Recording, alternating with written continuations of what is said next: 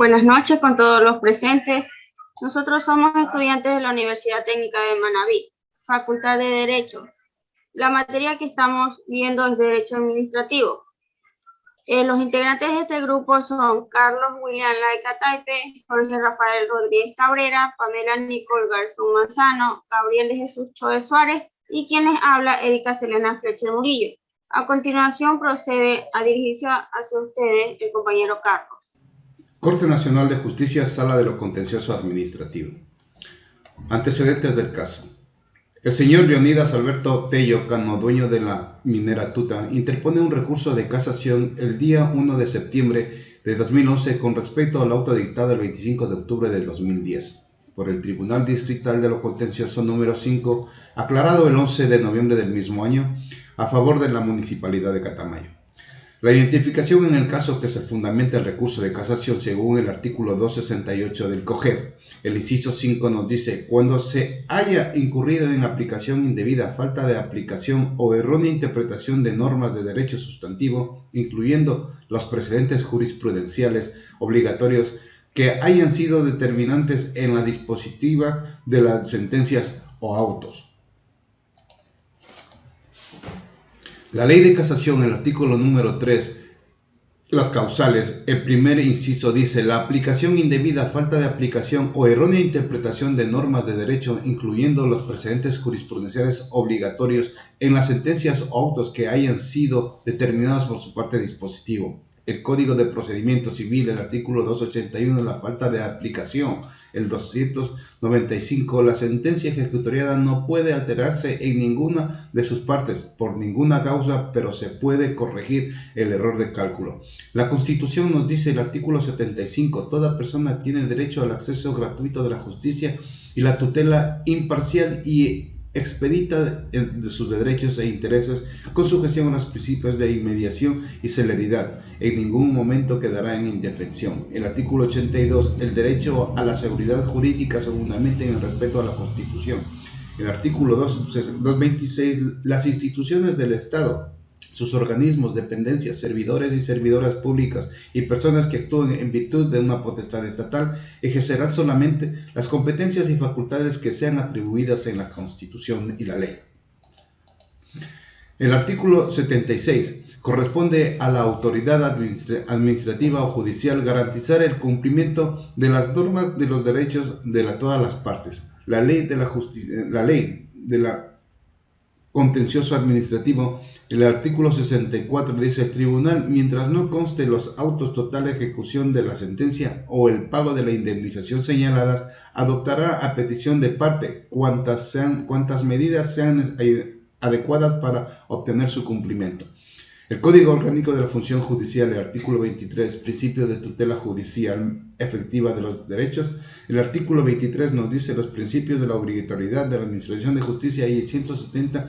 estructura de los órganos jurisdiccionales. El casacionista se acoge a la causal primera del artículo 3 de la Ley de Casación, donde se encuentran descritas las causales por las cuales se puede fundamentar el recurso de casación.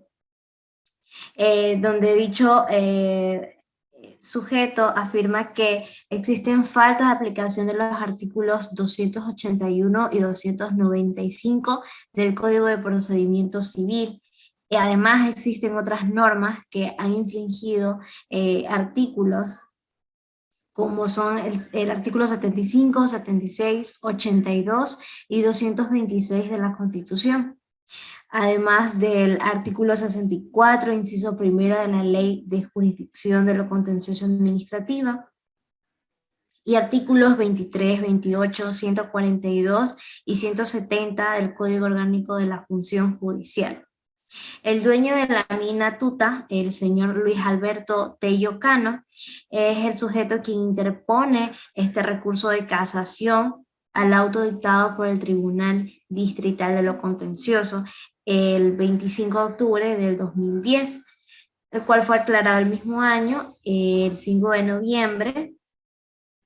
para ser más exacto, el cual se acogió a lo estipulado en el artículo 268,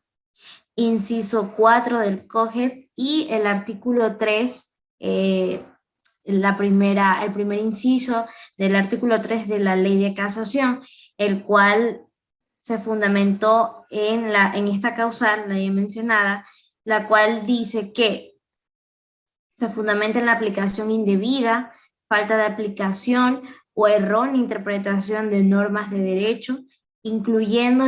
los precedentes jurisprudenciales obligatorios en la sentencia o auto, que hayan sido determinantes de su parte dispositiva. Además, que se han vulnerado sus derechos constitucionales, ¿no? En el año 2005, por el entonces alcalde de Catamayo, Héctor Figueroa, para impedir que se siga extrayendo materiales pétreos, clausuró ese trabajo por considerar que contaminaba el agua que ingresaba a la planta de captación llamada La Sota, la cual da servicio a 31,000 habitantes, acogiéndose a los argumentos de los siguientes artículos de la Ley Orgánica de los Recursos Hídricos, Usos y Aprovechamientos del Agua.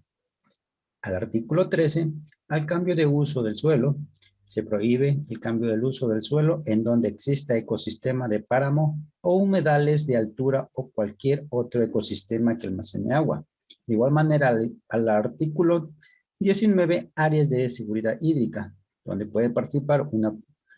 mancomunidad de usuarios públicos de agua, el gobierno autónomo descentralizado, el consejo u organización de cuenca, con el auspicio de la Autoridad Única del Agua, podrán solicitar a la Autoridad Ambiental Nacional que establece y delimite áreas de seguridad hídrica para la protección y conservación de las fuentes de agua, de las cuales se abastece por consumo humano o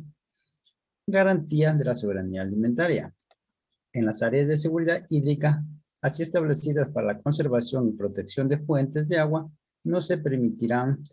usos tradicionales no consecutivos de recreación o esparcimiento, así como tampoco se podrá autorizar ningún tipo de actividad productiva, extractiva o de riesgo ambiental que pueda contaminar el agua y sus fuentes. Asimismo, se argumenta en la Ley de Minería, en el artículo 8, que nos dice que la Agencia de Regulación y Control Minero es el organismo técnico administrativo encargado del ejercicio de la potestad estatal de vigilancia, auditoría, intervención y control de las bases de la actividad minera que realiza la empresa nacional, las empresas mixtas mineras, la iniciativa privada, la pequeña minería y minería artesanal y de sustento de conformidad con las regulaciones de la ley y sus reglamentos.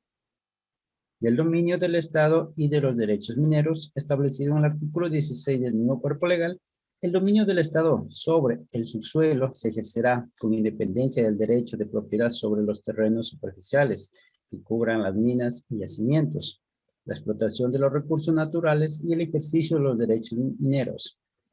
Se ceñirán al Plan Nacional de Desarrollo, a los principios de desarrollo sustentable y sostenible,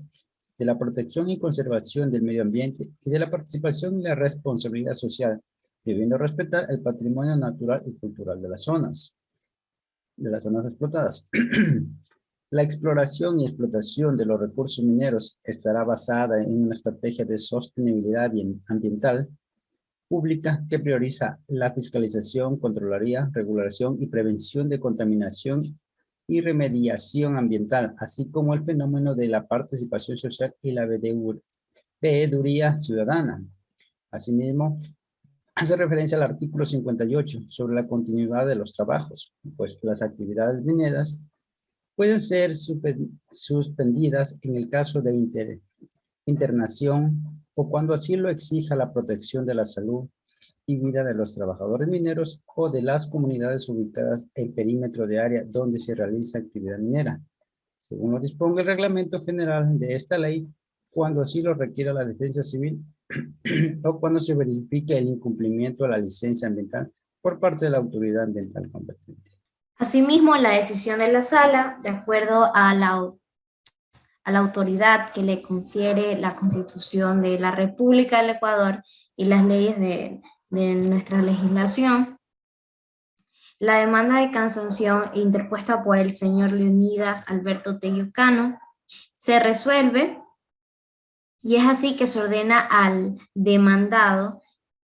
que el valor de los perjuicios ocasionados al demandante se ha de calcular conforme al texto de la sentencia del objeto de ejecución, desde el 7 de marzo del 2005 hasta la fecha en que la autoridad, sobre la base de las declaraciones del impuesto a la renta del accionante de los 2003 y 2004. La resolución 251/2011, observando que la motivación del demandante en cuanto al cierre de la minera Tuta, el alcalde de la ciudad de Catamayo se presenta como una solución a los problemas que seguramente venían teniendo los reservorios del agua sota,